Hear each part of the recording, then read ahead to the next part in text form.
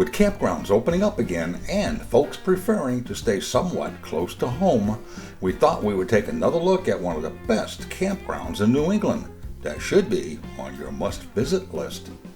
Also, this week we introduce you to the newest member of our Rollin On TV team, Kate Dunbar, also known as the Campground Gourmet.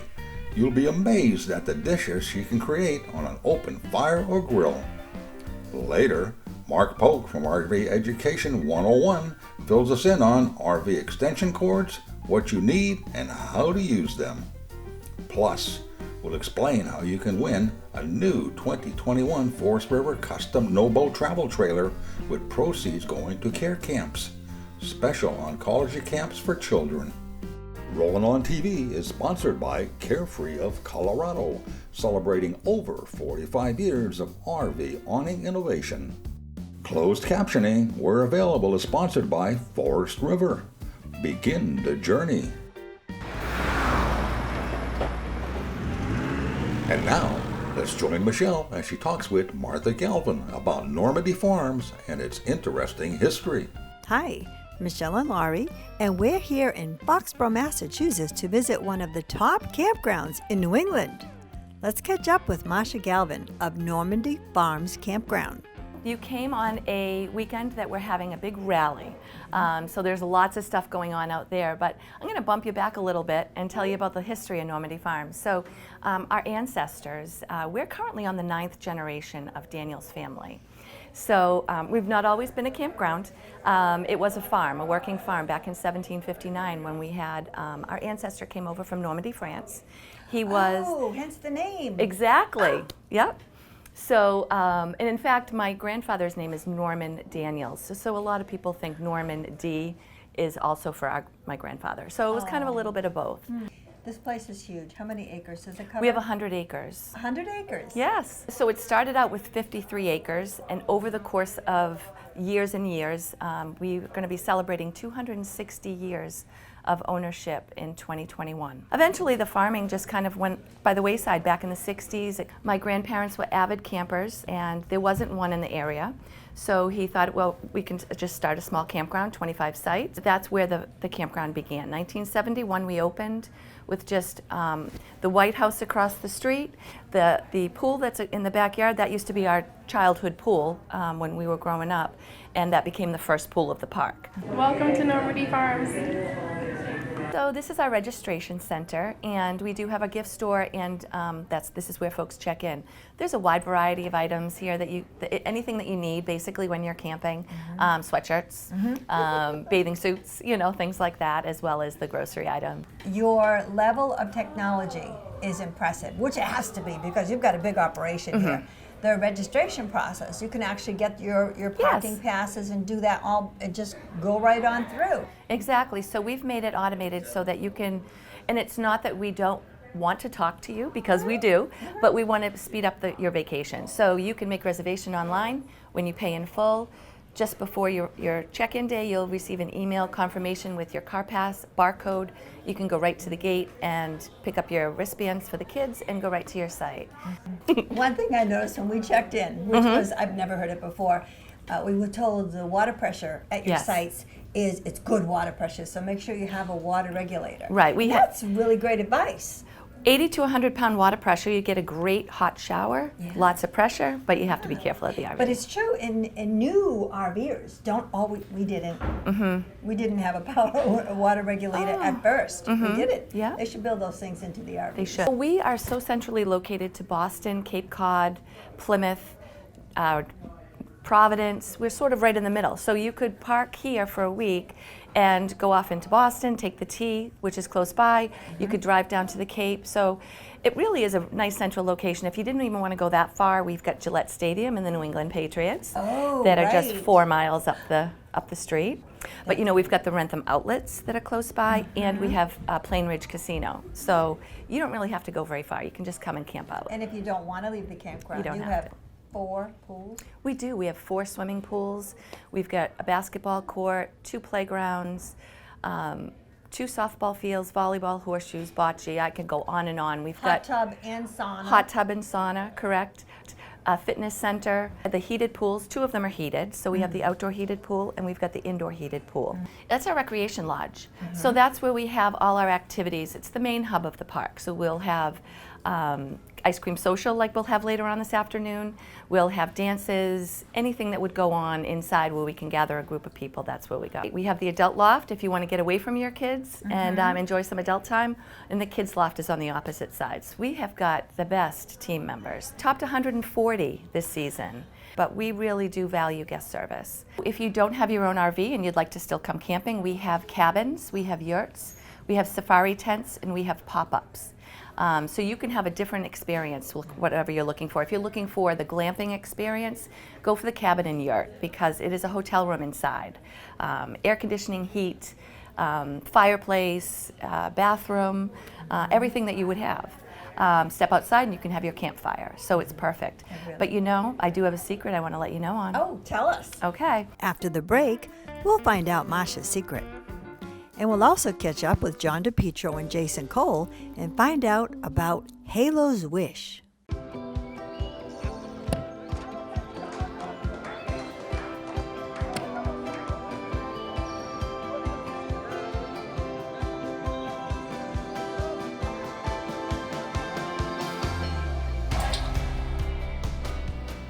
Aquacam toss-ins.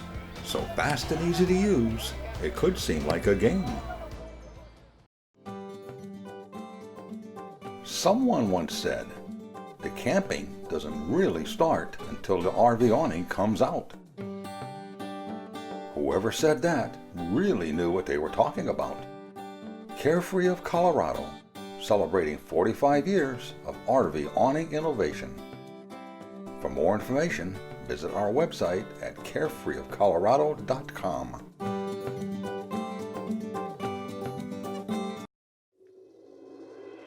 Join Rollin On TV in supporting care camps to ensure that children with cancer can experience the healing power of camping at these special oncology camps.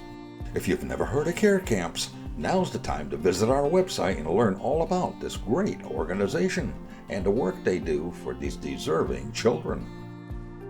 Also, stay tuned and see how you can win a specially customized 2021 Forest River No-Bow travel trailer, with the proceeds going directly to care camps. To learn all about care camps and how you can win this Super No-Bow, visit RollinOnTV.com.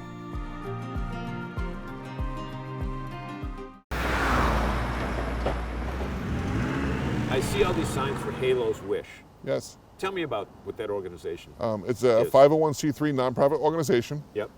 Where we raise funds throughout the year, and we grant wishes to children every fall. We understand that fundraising goes on year-round, but how about the most heartwarming story that you can tell us about the 7 years that you've been doing this? I have to go back to our first Halo's Wish that we granted. This young girl, Kylie, she was suffering from Stargardt disease, which is an eye disorder for juveniles. And after we sent her family to Florida, she has a small class up in Pittsburgh, New Hampshire, and she held some bake sales. And the following year, she came back to us and donated all her money that she had raised to Halo's Wish so she could pay it forward. Paying it forward. Paying it forward. It was incredible. And we want to say thank you to Rollin On TV for letting people all over the country know about Halo's Wish. And Jason, how about a website that they can donate to if they want to? First of all, I want to say thank you to Rollin On TV. And if you wish to donate, go to haloswish.org. But you know, I do have a secret I want to let you know on. Oh, tell us. Okay. So we are adding a new type of rental next year. Oh. Tiny houses. Oh! Yes. Yes. So we're going to be adding 1, maybe 2 tiny houses to our fleet of rentals for 2020. So if our family wants to come in and experience a tiny house, then we have that experience for them too. Oh, that sounds like great fun. Yeah. Really. Speaking of getting around, you have a new way to get around, don't you? We do. We've started renting some golf carts. It makes the ease of cars a little bit less, and some of the guests then can see more of the park if they have some physical limitations and they'd like to see, drive the 100 acres and see more of the park, then it makes it easier for them. You have a huge dog park. We do. 2-acre dog park. We are very pet friendly here. Tell me about the charity. The Jimmy Fund, yes. So back in 1983, my mother Doris had, when the campground was really starting, the recreation was really starting to boom, chose the Jimmy Fund as to be our charity of choice. And so over the years, we've run events such as ice cream socials, all our Halloweens, the hay rides, the haunted houses, casino night, things like that. And all of the money that we generate, we donate to the Jimmy Fund. And we've raised over $380,000.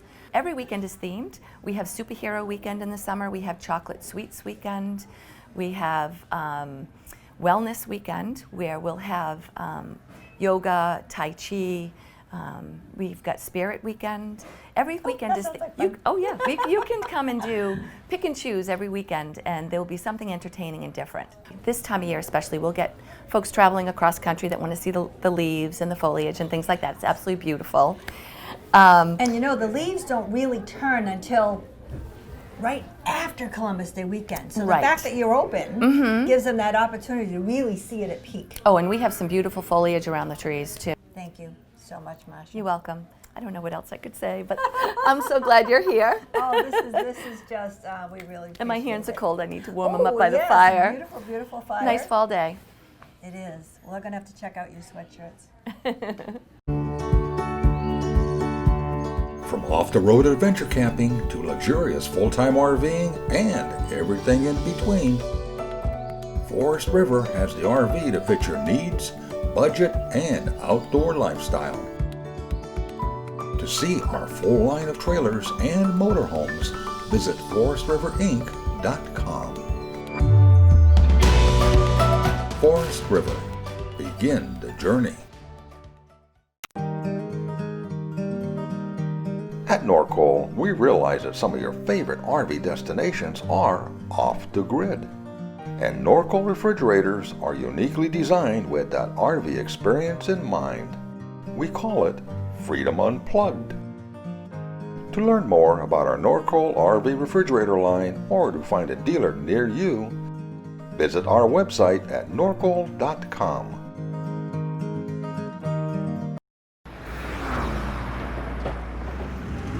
Hi everyone, I'm Kate Dunbar, the Campground Gourmet for Rollin On TV. Today I'm teaching you how to make a savory bacon and peppercorn biscuit.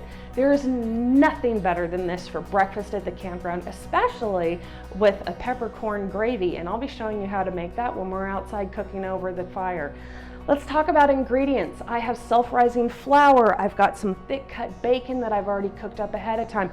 I have some fresh ground black pepper. I've got some butter, and I have some buttermilk. This recipe couldn't be any simpler for you. Let's get started. So I have 2.5 cups of self-rising flour in this bowl.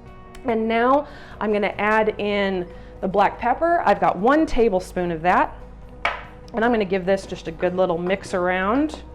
And I've got the 1/4 cup of butter, and I've sliced it into cubes.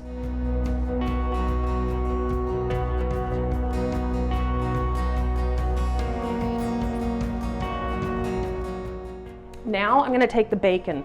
Like I said, I've already pre-cooked this, and I've saved the bacon drippings in the cast iron pan because we're going to be making a bacon peppercorn gravy in just a minute. Let's add in about half of it.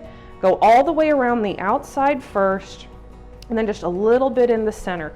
Take your hand and shape it into a claw, and you want to bring your dough all together around the outside. And here's how you know if you have enough buttermilk in it. You want to grab a little handful and hold it and squeeze it together. And you want to see if it starts to crumble after you've pressed it. And mine's crumbling just a little bit, so I'm going to add in a touch more buttermilk. Just a little bit, just kind of going in a zigzag pattern right over the top. I'll take my hand again and just bring everything together. And now I can start to feel it's a little bit tacky. All the dry little bits are getting clumped together, and that's what you want. And I can start to see the butter flakes in here, so I know everything's hydrated. All right, so we're gonna take this out. Now this is where we're gonna gently work it together. I'm gonna press this out. I'm gonna try and keep it in the shape of a rectangle. Just press.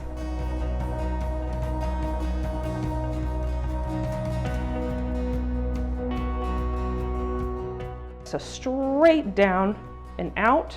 And all you want to do is take the biscuits and place them snug next to each other. Okay, well here I am outside and I've got the coals nice and hot here. I've got the skillet that I cooked the bacon in earlier and saved all that fat in. It's warming up. Let's get that Camp Dutch oven on here.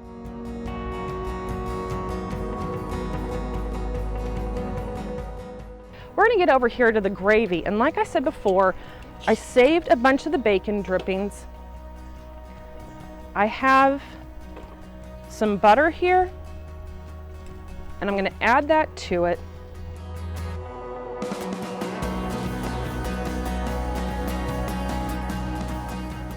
It's now time to add our flour. I have about a 1/4 cup here, because there's about a 1/4 cup of the fat. And that bacon and butter, and now it's time to make a roux. If you cook traditional Southern recipes, like gumbo, you know what a roux is. It's flour and fat cooked together to create a deep dark color. Well, with this today, we're going to take it to a light caramel. It should take about 5 minutes. And you just want to make certain that you're whisking constantly. It's going to get out all of the lumps. It's going to help cook the flour. And then we've got 2 fantastic additions. We're gonna be adding in some cracked black pepper, and then I'm gonna be adding back in that saved bacon from before. Okay, so it's been about 2 to 3 minutes. Our gravy, look at that. So this is the roux, this is the flour, and the butter and the bacon drippings. It's the perfect color. Like I said, it's that caramel color. That's what we're looking for. And now, let's add in our black pepper.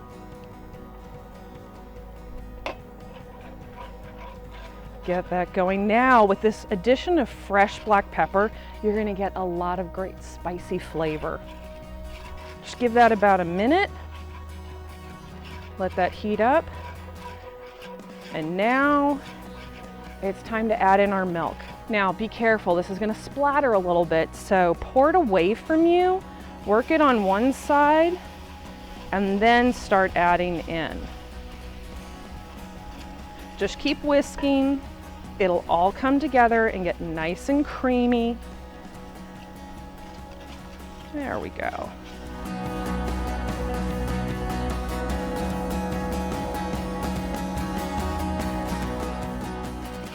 This is nice and thick. Perfect. So this has all come together now. And now I'm gonna add in my bacon. This is the remainder of the bacon that I cooked up earlier that I want for the gravy. Stir that together. Perfect. Now if you need to thin it out, add a little more milk to it. Let's get to breakfast. I'm starving, I need another cup of coffee, and I'm just so hungry.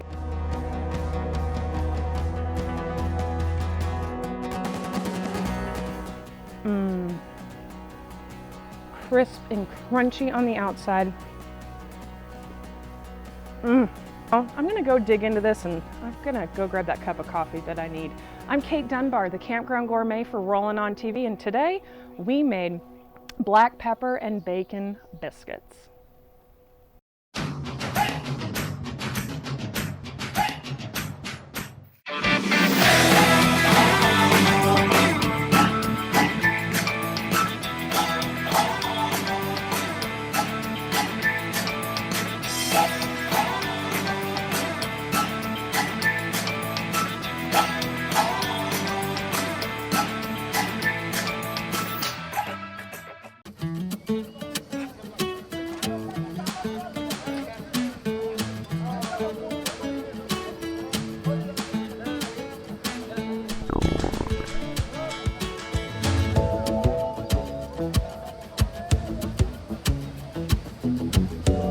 Wow, am I glad I used AquaChem. Maybe chili wasn't the best idea. AquaChem, the most powerful odor control available and the #1 seller for over 50 years. Hi, I'm Mark Polk with RV Education 101, and I would like to welcome you to RV 101, Understanding Your RV. Today's topic is understanding RV extension cords. This information can be helpful at home and on RV trips. Let's get started. Extension cords are convenient when the RV's power cord is not long enough to reach the power pedestal, but understanding what type of extension cord to use on your RV is important. A couple of points I would like to make before we really dig into the topic are always make sure you have good connections when you're using an extension cord, and always keep in mind you should only use an extension cord when it is absolutely necessary. Extension cords are for temporary use and should not be used permanently. Regular household extension cords are manufactured for either indoor or outdoor use. Avoid using an indoor extension cord outside. Outdoor extension cords have a thick covering of additional insulation like this one. We'll talk more about this in a minute. First, let's talk about how you can determine the capacity of an extension cord. If you look right here, you see the letters AWG. AWG stands for American Wire Gauge Rating.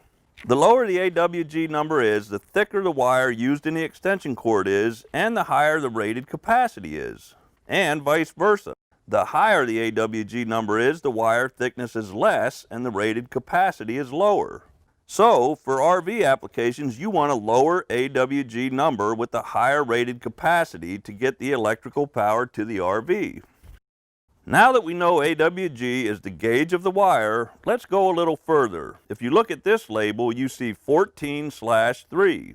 The way you read this is the number 14 represents the gauge of the wire, what we just discussed, and the number 3 represents the number of wires there are in the cord. Any extension cord you use on your RV needs to have a ground wire, which on a 30 amp cord the ground wire is here, and on a 50 amp cord the ground is here. The ground wire helps reduce the possibility of electrical shock. The gauge of the wire, or the AWG number we discussed, and the length of the extension cord both affect the cord's amperage rating. For example, a 16 gauge cord that is 25 feet long is rated for 13 amps, whereas a 10 gauge cord that is 25 feet long is rated for 30 amps. So it is clear to see how the wire thickness, the length of the cord, and amperage rating are extremely important when using the cord at home or on your RV. What you really want to take away from this is to never use an extension cord with a lower wattage or amperage rating than what you're trying to power. Now let's look at some tips for using the extension cord. There are extension cords like these made specifically for use with RVs. You can see how heavy the cords are with added insulation and molded ends for outdoor use. When you use the extension cord, always try to use the shortest cord possible. This is why I recommend keeping a couple different length RV extension cords in your RV. Prior to plugging the cord in, inspect the cord and the ends. The prongs on the plug should be clean for good connections.